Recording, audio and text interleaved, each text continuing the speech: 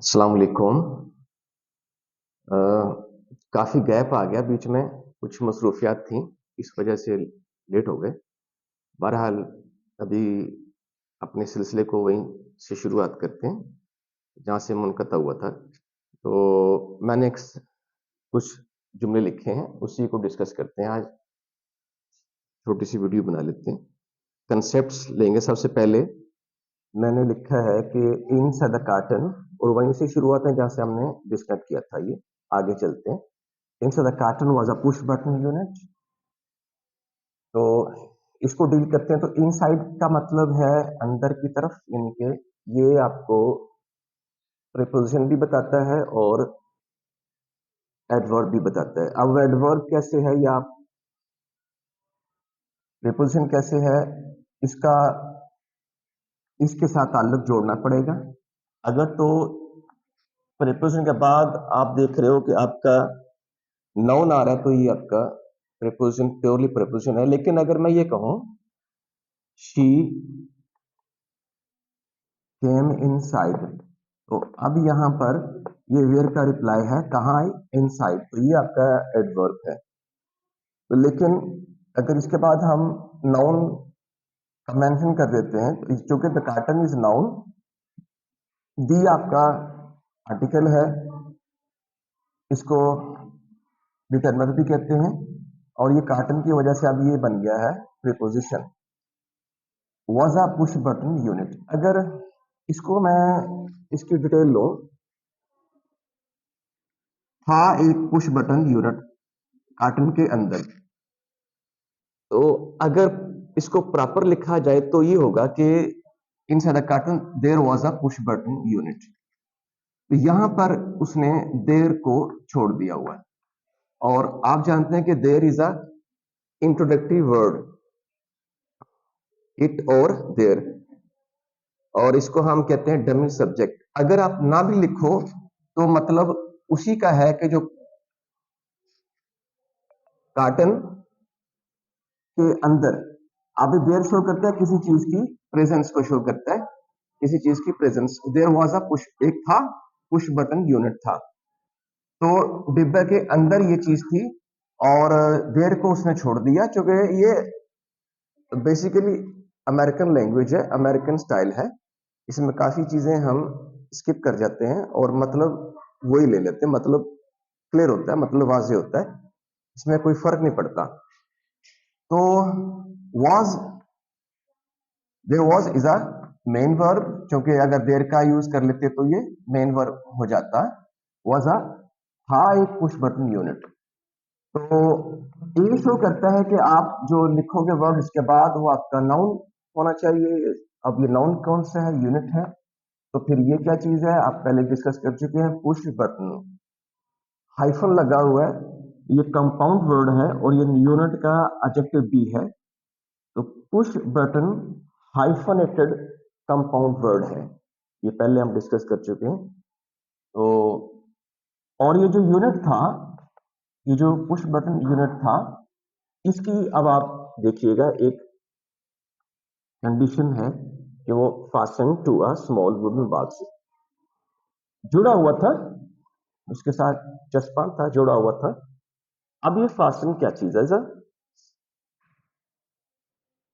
अब ये दो चीजें हैं, अब देखना ये पड़ेगा कि ये पास्ट फॉर्म है, ये पास्ट पार्टिसिपल फॉर्म है। अगर तो इसको परफॉर्म करने वाला वो सब्जेक्ट है, यूनिट है, तो फिर तो ये second form of the verb है।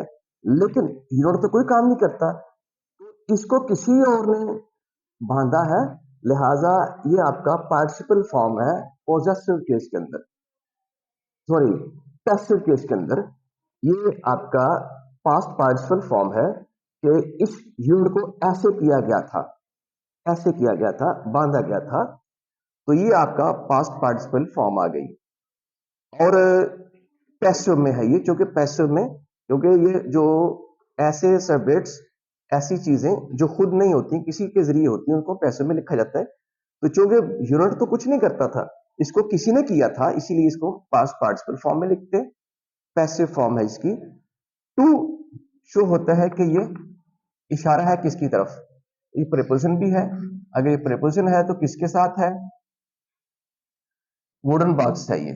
और ये शो करता है कि आप इसको आर्टिकल लिख रहे हैं और इसके साथ आपका नाउन आना चाहिए, नाउन प्रोनाउन आना चाहिए। अब ये जो वुडन बॉक्स है, ये अगर इस अकेले को देखें, इसको अब कंबाइंड वर्ड को अगर आप डिस्कस करते हैं, दोनों को मिला देते हैं तो कंपाउंड वर्ड बनता है। तो फिर ये जो स्मॉल है ये आपका बन गया एडजेक्टिव। इसके हवाले से वुडन बॉक्स का जो कैसा है, स्मॉल है, ये आपका इस कंपाउंड वर्ड की बिना पर आपका ये स्मॉल जो है वो बन गया है एडजेक्टिव। और अगर मैं इस वुडन को देखूं तो ये बॉक्स को देखूं तो ये इसका एडजेक्टिव है। डबल एडजेक्टिव आप लिख सकते हैं, 2-3 लिख सकते हैं, लेकिन अगर आप इसको इसके साथ चिपका देते हैं तो ये आपका एडजेक्टिव है। ये कंपाउंड वर्ड है और इसके साथ ये आपका एडजेक्टिव है। और ये बॉक्स का अगर अकेले का जिक्र करते हैं तो फिर ये इसके साथ एडजेक्टिव है, वुडन। यानी कि डिब्बा कैसा है? वुडन, लकड़ी का बना हुआ है। तो ये उसकी कैफी जैसे बेक्ड, जैसे पका हुआ है, कॉर्न ब्रेड, ये आपका एडजेक्टिव आ जाता है। तो जो V3 होता है ना, पास्ट पार्टिसिपल फॉर्म को भी एडजेक्टिव यूज कर सकते हैं और आईएनजी फॉर्म के साथ भी हम उसको एडजेक्टिव के नाम पे ले लेते हैं। अच्छा, नेक्स्ट इज,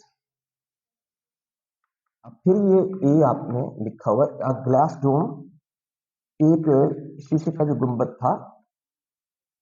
अब ये आपका कंपाउंड नाउन आ गया। दोनों कंपाउंड नाउन, ए शो करता है कि आपका नाउन आना चाहिए, कंपाउंड नाउन के साथ हमने ए लिखा हुआ। और इसने, अब ये आपका फाइल सब्जेक्ट है ये, और ये आपका पास्ट फॉर्म है, second form of the verb के इसने ऐसा किया, इसे ढांपा हुआ था, इसका वर्ड इसने ढांपा हुआ था किसको? द बटन, बटन को। आप दी शो करता है कि आपका नाउन है ये बटन।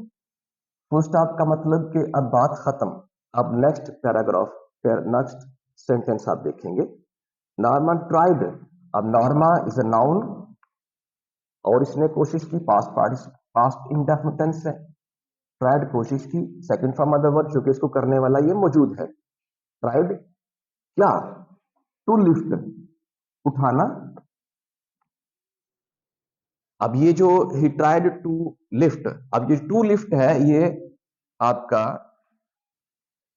2V1 आया हुआ। 2V1 का मतलब है ये नॉन फाइनाइट वर्ब्स हैं और इनको एज अ नाउन यूज करते हैं, नॉन वर्बिल, वर्बिल नाउन है ये।